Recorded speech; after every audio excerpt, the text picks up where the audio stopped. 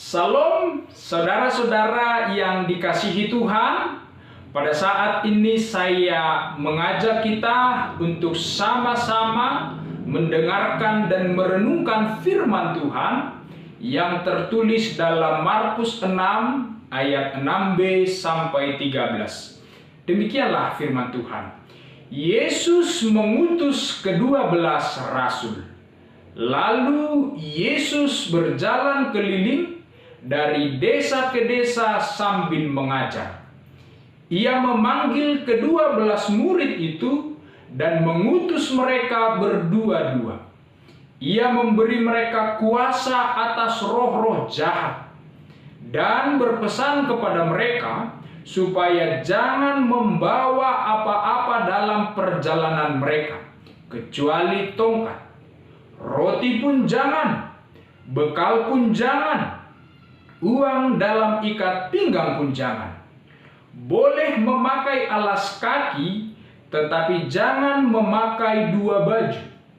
Katanya selanjutnya kepada mereka, kalau di suatu tempat kamu sudah diterima dalam suatu rumah, tinggallah di situ sampai kamu berangkat dari tempat itu.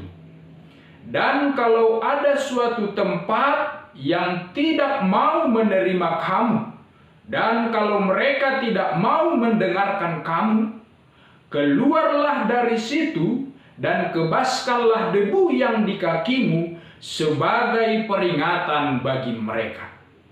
Lalu pergilah mereka memberitakan bahwa orang harus bertobat, dan mereka mengusir banyak setan dan mengoles banyak orang sakit dengan minyak dan menyembuhkan mereka. Demikianlah pembacaan firman Tuhan pada hari ini. Saudara-saudara yang terkasih dalam nama Tuhan Yesus Kristus, Injil Markus ini mencatat bahwa pemberitaan utama Tuhan Yesus adalah tentang kerajaan Allah. Markus 1 ayat 15 berkata, waktunya telah genap, kerajaan Allah sudah dekat. Bertobatlah dan percayalah kepada Injil. Maka sesungguhnya inilah yang diberitakan oleh Yesus ke kota-kota, ke desa-desa, ke rumah-rumah, atau kemana saja dia melayani. Sebab sesungguhnya kerajaan Allah itu menjadi kabar sukacita bagi semua orang. Sebab dalam kerajaan Allah itu, Allah datang menyelamatkan, membebaskan manusia dari segala belenggu dosa, dan memulihkan hubungan manusia dengan Allah. Maka inilah yang harus diberitakan oleh Yesus kepada semua manusia dalam misi kerajaannya. Maka sebab itu Yesus mengutus murid-muridnya agar mereka pergi memberitakan kerajaan Allah itu kepada semua orang, agar mereka mendengarkan kerajaan Allah itu, menerima kerajaan Allah itu, sebab di dalam itu Allah telah menyediakan keselamatan kepada mereka. Tentu Yesus mengutus murid-muridnya karena sebelumnya Yesus telah memanggil para murid-murid ini. Setelah mereka dipanggil, mereka diajar. Setelah mereka diajar, mereka diutus oleh Yesus, mereka diperlengkapi oleh Yesus untuk menyatakan kerajaan Allah, kebenaran di tengah-tengah pelayanan dan kehidupan mereka. Maka saudara-saudara yang dikasihi Tuhan, dari teks ini kita melihat Yesus mengutus mereka pergi berdua-dua, sekaligus mereka diberi kuasa atas segala roh-roh jahat. Mungkin kita bertanya-tanya, kenapa harus berdua-dua? Karena sesungguhnya sejak dalam perjanjian lama sampai saat itu, sebuah kesaksian dianggap benar jika ada 2 atau 3 orang yang bersaksi atas kesaksian itu. Maka sesungguhnya dari sini kita melihat bahwa Yesus ingin agar berita kerajaan Allah itu dinyatakan dengan benar dan disaksikan oleh orang-orang yang benar, maka orang yang menerima dan mendengarkan itu dapat menerima berita kerajaan Allah itu dengan benar. Dan selanjutnya di dalam teks ini juga kita melihat Allah memberikan kuasa kepada murid-muridnya untuk mengatasi segala roh-roh jahat. Dalam bahasa Yunani disebutkan dengan kata ekosia. Artinya adalah kuasa, kemampuan, dan otoritas. Yesus memberikan kuasa yang berotoritas kepada murid-murid untuk mengalahkan segala kuasa-kuasa jahat. Hal ini untuk menegaskan bahwa murid-murid telah menerima kuasa dari sumber kuasa itu sendiri, yaitu Yesus Kristus. Maka sesungguhnya kuasa itu dipakai oleh murid untuk menyatakan bahwa tanda-tanda kerajaan Allah sudah datang di tengah-tengah pelayanan mereka. Dan kita juga melihat saudara-saudara yang dikasihi Tuhan Yesus, setelah murid-murid itu diberikan kuasa oleh Yesus, mereka diberi perintah untuk tidak membawa perbekalan mereka dalam pelayanan mereka. Katanya dalam teks ini, jangan membawa apapun dalam perjalanan. Roti pun jangan, bekal pun jangan, uang dalam ikat pinggang pun jangan, kecuali tongkat. Boleh memakai alas kaki, tetapi jangan memakai 2 baju. Nah, saudara-saudara yang dikasihi Tuhan, apa artinya perintah Yesus ini? Yang pertama, murid-murid itu bisa mengalami kuasa dari Yesus jika mereka bersandar kepada Tuhan. Kalau mereka hanya bersandar kepada makanan dan perbekalan yang mereka bawa, maka sesungguhnya mereka tidak akan bisa melihat kuasa Allah bekerja kepada mereka. Tetapi mereka sungguh-sungguh bersandar kepada Allah, maka saat itu mereka dapat mengalami kuasa Allah bekerja pada orang-orang yang bersedia memberitakan firman-Nya.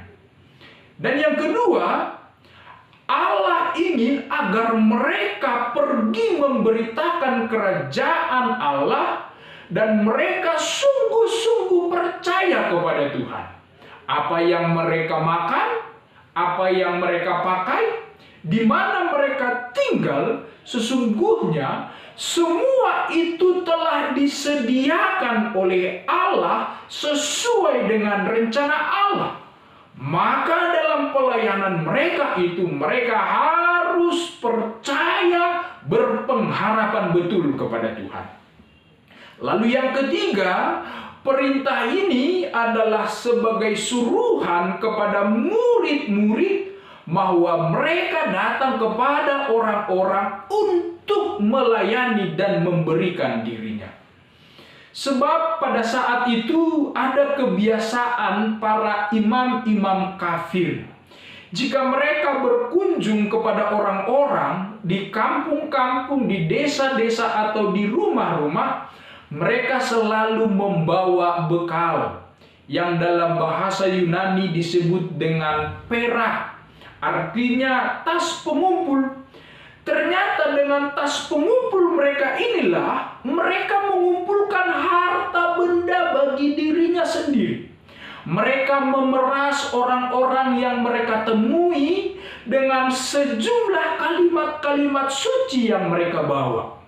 Sehingga mereka inilah yang disebut sebagai perampok-perampok saleh, bermuka rohani tapi berhati dan berwujud roh halus. Maka dalam salah satu sumber berkata, seorang imam kafir dapat mengumpulkan 70 tas dalam satu pelayanannya. Dari sini kita melihat betapa rakusnya dan betapa serakahnya para imam-imam yang datang melayani umatnya pada saat itu. Karena itu, Yesus berpesan kepada murid-muridnya bahwa mereka bukanlah seperti itu. Para murid-murid ini memberitakan firman Tuhan, memberitakan Injil dengan memberikan dirinya kepada orang-orang yang dilayani.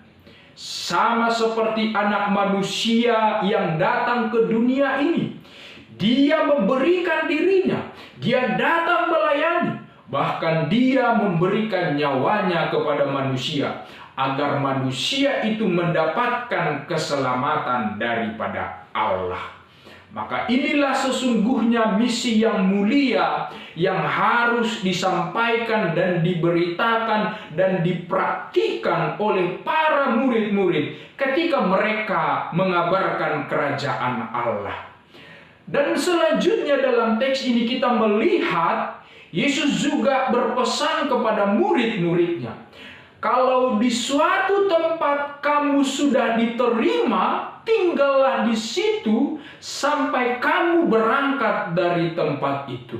Sesungguhnya saudara-saudara yang dikasihi Tuhan, secara sederhana kalimat ini berkata bahwa murid-murid tidak boleh dengan segera berpindah-pindah dari satu rumah ke rumah yang lain. Kenapa? Karena sesungguhnya ini adalah untuk menjaga perasaan tuan rumah yang mereka datangi, agar tuan rumah itu tidak merasa malu, tidak merasa tersinggung jika kebutuhan yang dia sediakan kepada rasul-rasul sangat tidak memadai. Maka dengan tetap tinggal di rumah itu untuk beberapa waktu, itulah saatnya bagi rasul, bagi murid-murid untuk memberi pesan kepada tuan rumah bahwa mereka dapat menikmati, mereka dapat bersyukur atas apa yang disediakan oleh tuan rumah kepada mereka. Maka pesannya ini sesungguhnya adalah para murid-murid sedang memenangkan hati tuan rumah yang menjamu mereka. Namun di sisi yang lain juga Yesus berkata kepada mereka agar mereka tidak menetap berlama-lama di sebuah rumah. Tujuannya untuk apa? Agar murid-murid ini tidak berada di dalam zona nyaman. Kebutuhan mereka secara fisik tercukupi, mereka nyaman karena disediakan rumah, makanan, dan pakaian. Tetapi ini sangat berbahaya ketika mereka masuk dalam zona nyaman. Pada akhirnya ini yang akan mendorong mereka mengabaikan pemberitaan firman Tuhan di dalam kehidupannya. Maka saudara-saudara yang dikasihi Tuhan, kita harus ingat, berhati-hatilah ketika kita masuk berada di dalam zona nyaman. Karena ini sesungguhnya sangat berbahaya bagi pertumbuhan spiritualitas kita dan pemberitaan firman Tuhan bagi kita diri sendiri. Kenapa? Orang yang sudah berada di dalam zona nyaman, dia tidak lagi berani mengambil risiko. Kedua, dia tidak lagi berani menghadapi tantangan besar. Ketiga, dia tidak lagi berani menghadapi perubahan. Dan selanjutnya, dia tidak lagi berani untuk berkorban. Kenapa tidak lagi berani? Karena dia sudah berada dalam zona yang nyaman. Dia takut mengambil resiko dalam kehidupannya. maka inilah yang pada akhirnya tidak terjadi pertumbuhan dan perkembangan di dalam kehidupan kita dan juga di dalam pemberitaan firman Tuhan. Karena itulah Yesus tidak mau kalau murid-muridnya berada pada posisi itu. Sebaliknya, Yesus mau agar mereka itu selalu dinamis, selalu pantang menyerah dalam pemberitaan firman Tuhan. Walaupun mereka ditolak, mereka tidak boleh menyerah dalam firman Tuhan. Sebab Yesus berkata kepada mereka, dan kalau ada suatu tempat yang tidak menerima kamu, dan kalau mereka tidak mau mendengarkan kamu, keluarlah dari situ dan kebaskanlah debu yang di kakimu sebagai peringatan kepada mereka. Teks ini sesungguhnya adalah peringatan yang keras dari Yesus Kristus kepada siapa saja yang tidak mau menerima Injil, yang menolak berita keselamatan itu. Sebab apa? Sebab pada hari penghakiman mereka tidak bisa lagi mengelak dan berpura-pura tidak tahu akan berita keselamatan itu. Sebab sesungguhnya mereka telah pernah diberitakan Injil dan kerajaan Allah itu, tapi mereka tidak mau menerimanya. Maka sesungguhnya mengebaskan debu dari kaki adalah sebuah tanda bagi mereka bahwa mereka tahu betul dan pernah kedatangan pemberitaan Injil, tapi mereka tidak menerima kesaksian itu. Maka pada akhirnya di hari penghakiman, hukuman mereka sangat berat, sebab mereka telah menyia-nyiakan anugerah keselamatan yang telah diberikan kepada mereka. Firman ini juga sebagai peringatan bagi kita saat ini. Maka saudara-saudara, ketika kita mendengarkan firman Tuhan, ketika kita menerima nasihat, ketika kita menerima teguran dari firman Tuhan, jangan keraskan hatimu. Jangan seperti Firaun, dia mengeraskan hatinya di hadapan Allah, yang pada akhirnya Allah kembali mengeraskan hatinya, sehingga dia tidak bisa lagi melihat kehidupan itu. Maka ketika hari ini kamu mendengarkan firman Tuhan, mendengarkan kerajaan Allah itu, bertobatlah dan kembalilah kepada Tuhan. Selama Allah berkenan, datanglah kepadanya. Khotbah pada minggu yang lalu berkata bahwa saat ini, hari ini adalah perkenanan Allah. Maka ketika Allah berkenan, datanglah kepadanya dengan memberikan dirimu, dengan sungguh-sungguh menerima dan hidup di dalam Injil yang engkau terima.